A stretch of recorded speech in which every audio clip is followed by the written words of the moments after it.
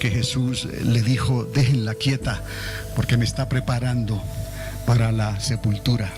6 días antes. Entonces podemos colocar el Domingo de Ramos como un jueves en realidad.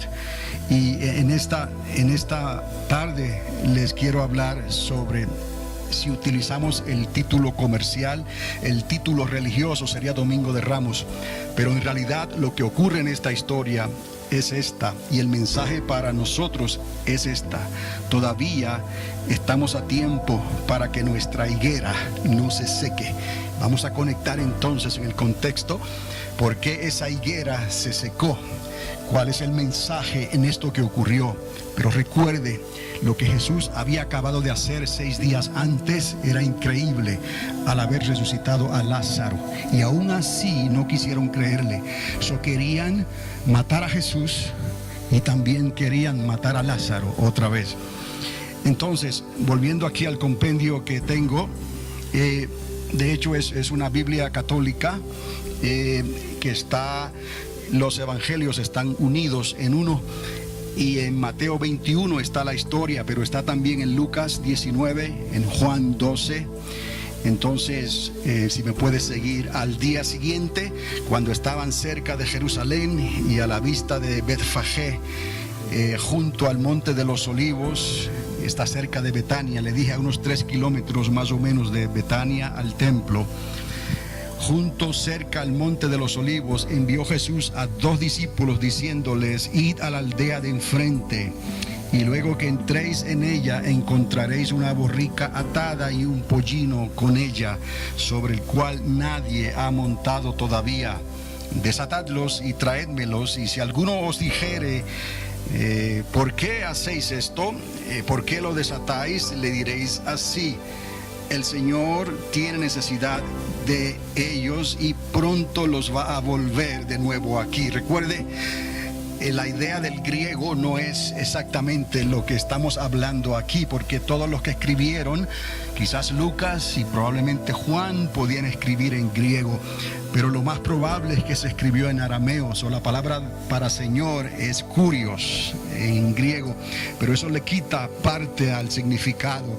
Estaba hablando del Mesías. El Mesías, el Salvador, Yeshua, lo necesita. Y recuerde, este era el barrio de Jesús.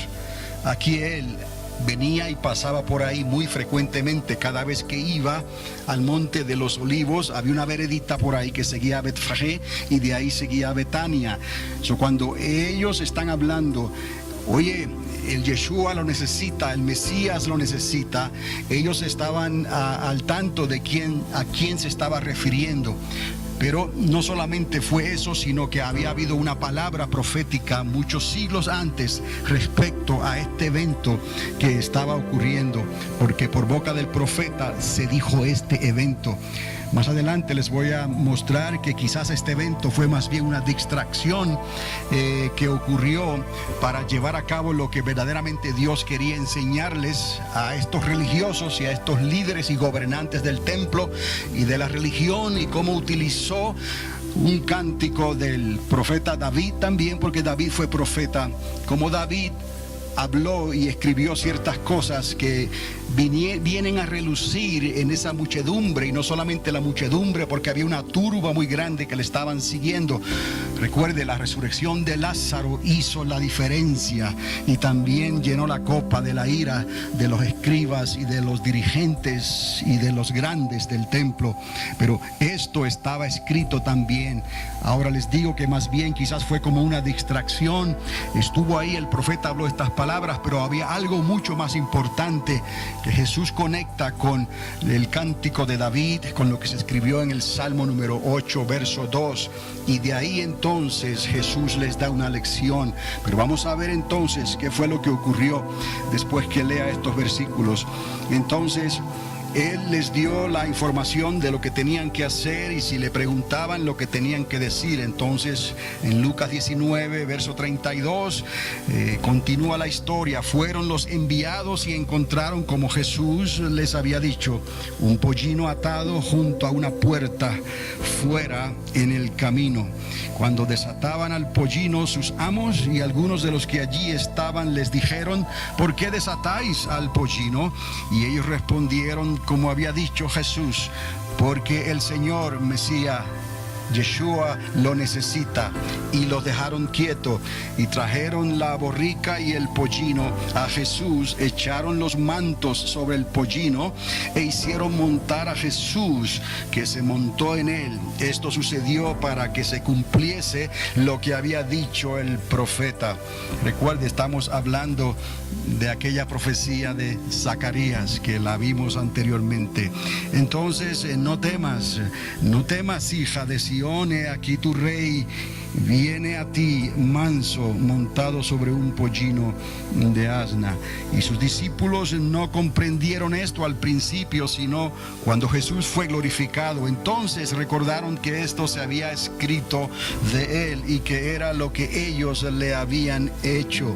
Y la numerosa muchedumbre que había venido a la fiesta, recuerde, fiesta de Pascua, había 3 fiestas importantes que todo el pueblo tenía que subir a Jerusalén: la fiesta de Pascua, la fiesta de Pentecostés y la fiesta de los tabernáculos. Esas eran las 3 fiestas principales que cuando se hacía la pregunta ¿a quién van a venir? Todos tenían que levantar la mano, y a veces nos quejamos hoy en día, ¿no? Entonces Jesús fue la numerosa muchedumbre que había venido a la fiesta, cuando oyó que Jesús venía a Jerusalén, tomó ramos de palmera y salió a su encuentro. Y de ahí la tradición de agarrar los ramitos de las palmeras y hacerlos unos flecos y unos adornos con ello y darlos en un día como este. Y de ahí el domingo de Ramos. Y según iban andando, extendían sus mantos también en el camino. Otros cortaban ramas de los árboles y cubrían el camino. Cuando estaba cerca ya en la falda del monte de los olivos, o sea, habían descendido y ya había un pequeño valle para subir en la falda que sube al templo, esa loma que sube hacia el templo. Ustedes vieron en el clip cuando él se queda mirando hacia arriba, lo alto que quedaba el templo, es porque él estaba justo descendiendo para luego otra vez volver y subir. Dice, cuando estaba cerca ya en la falda del monte de los olivos, toda la muchedumbre de los discípulos comenzó entusiasmada a alabar a Dios con grande clamor por todos los milagros que habían visto. Y los que iban delante y los que seguían detrás gritaban: Hosana al Hijo de David, bendito el Rey de Israel, el que viene en nombre del Señor, bendito el reino que viene de nuestro Padre David, paz en el cielo, hosana y gloria en las supremas alturas. Y algunos de los fariseos de entre la turba le dijeron: Maestro, reprende a tus discípulos. Y él respondió: yo os digo que si estas personas callan, gritarían las piedras. Juan 12:17. La gente que estaba con él cuando llamó a Lázaro del sepulcro y le resucitó de entre los muertos daba testimonio. Por esto la turba vino a su encuentro, porque habían oído que él había hecho este milagro. Y los fariseos dijeron entre sí: veis que no adelantamos nada, todo el mundo se va detrás de Yeshua, del Mesías, todo el mundo. Fue más que un ensayo de cánticos de alabanza y de decir hosana en las alturas. Había algo más detrás de todo esto. Había algo más detrás de aquel borrico que venía, aquel hijo de asna que venía. Entonces, cuando Jesús llega, también voy a leerle esto, que él lloró por la ciudad. Si en este día hubieras conocido tú también la visita de la paz, pero se oculta a tus ojos, porque vendrán días sobre ti en los cuales tus enemigos levantarán trincheras contra ti. Ahora, cuando él entró a Jerusalén, ahora estoy leyendo en Mateo 21:10 otra vez, cuando él entró en Jerusalén, toda la ciudad se conmovió y decía: ¿quién es este? Y las turbas decían: este es el profeta Jesús de Nazaret de Galilea. Y entró Jesús en el templo y se le acercaron ciegos y cojos y los curó. O sea que no solamente él vino a la ciudad, recuerde, en esa entrada triunfal, él tenía doble agenda: entrar a la ciudad, pero entrar al templo también. He aquí el mensaje que encierra esto: la autoridad y el poder y lo que Jesús venía a hacer. Y aquellos que entendían las escrituras, aunque no las entendían por el Espíritu, pero entendían la letra, aquellos se daban cuenta que algo terrible estaba ocurriendo, algo que venía en realidad a entrometerse, por usar esa palabra, en la autoridad de los que estaban a cargo del templo. Pero eso era precisamente lo que Jesús quería hacer: dejarles saber que Dios es Rey y Señor y que Él gobierna. Entonces sanó a los cojos, sanó a los ciegos y los curó, dice esta versión. Cuando los príncipes de los sacerdotes y los escribas vieron los milagros que hacía y que los niños gritaban en el templo y decían: Hosana al Hijo de David, se indignaron y le dijeron: ¿no oyes lo que dicen estos? Jesús les contestó: sí. ¿No habéis leído nunca que de la boca de los pequeñuelos y niños de pecho te has hecho alabar? Y entonces los dejó tras observarlo todo, y como era ya tarde, salió con los 12 fuera de la ciudad para Betania, donde pasó la noche. Como les dije, era la tarde del jueves hacia la tarde del viernes. Ese era el día en que ellos estaban entrando y haciendo esto en Jerusalén, para cuando él salió de la ciudad. Pero quiero entonces solamente enfatizar en este momento en esas palabras finales, porque he aquí el mensaje, y he aquí donde lo que estaba escrito por el profeta se estaba cumpliendo. Era en la boca de aquellos niños y de la boca de aquellos bebés, que no era que estaban cantando en realidad, como algunos quieren interpretar esto como algo que tiene que ver primeramente con la alabanza. No, es un cántico, lo escribió David, y posiblemente ellos lo estaban cantando, recitando a manera de un coro, de una estrofa de un coro, pero ese no es el mensaje central. Era el poder que había detrás de esas palabras para establecer la autoridad. Ya Dios lo había dicho de antemano. Entonces, después de esta salida es cuando ocurre la maldición de la higuera. Y esto de la higuera fue algo increíble, porque en menos de 12 horas esta higuera se secó. Y no solamente ocurrió lo de la maldición de la higuera, sino que ocurrió también la expulsión. Él luego entra al templo y sacó a todos los que estaban traficando dentro del templo. Estamos viendo aquí que el Señor Jesús viene con tal autoridad, con tal seriedad, que esto fue lo que llenó la copa finalmente.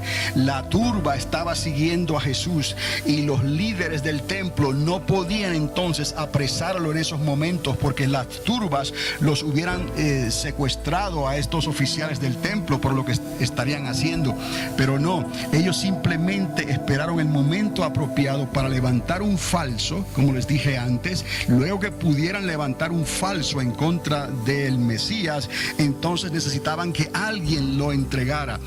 Entonces, una vez se reunían estos requisitos, alguien que te va a entregar y alguien que va a levantar un falso, entonces lo podían llevar a la corte de los romanos para que fuera sentenciado. Y recuerde que lo que ellos querían hacer era quitarle la vida, ejecutarlo. Los fariseos en el templo, ellos no podían ejecutar a nadie de esa manera. Más adelante querían apedrear a alguien y lo hacían fuera de las murallas de la ciudad, pero lo que ellos querían hacer con Jesús les estaba prohibido. Ellos tenían que depender de los romanos, y si los romanos dictaban la sentencia, entonces la crucifixión sería inevitable. Esa era la dirección. Por eso fue que cuando aquella mujer le lavó sus pies con el frasco, con el perfume que estaba en aquel frasco, y le enjugó sus pies con sus cabellos, Jesús les dijo que ella le estaba preparando su cuerpo para la sepultura. Ahora, Domingo de Ramos, pero recuerde, el Salmo 8, como les dije antes, y el versículo 2 es un salmo aquí crucial, que vamos a utilizar este salmo porque de ahí es donde está esta profecía: de la boca de los niños y bebitos le hiciste frente a los enemigos del Señor. Lo que estamos viendo aquí es en realidad algo más fuerte que simplemente que cantaran un cántico o una alabanza. Y en Mateo 21:15, cuando está hablando de Hosana, la palabra en hebreo es Yashenah. Yashenah es sálvanos, por favor, sálvanos. Y Bar David viene a ser el hijo de David. Eso es Yashenah, Bar David, sálvanos ahora, por favor, hijo de David. Escuche las palabras de estos niños tan indefensos. Están gritando: sálvanos ahora, por favor, hijo de David. Entonces los líderes del templo estaban confundidos, porque esto era un mensaje poderoso, y por eso es que Jesús les dice a ellos: ¿no habéis leído lo que está escrito en la palabra por boca del profeta David? Y obviamente ellos se dieron cuenta de lo que estaba ocurriendo. Entonces, la historia de la entrada de Jesús a Jerusalén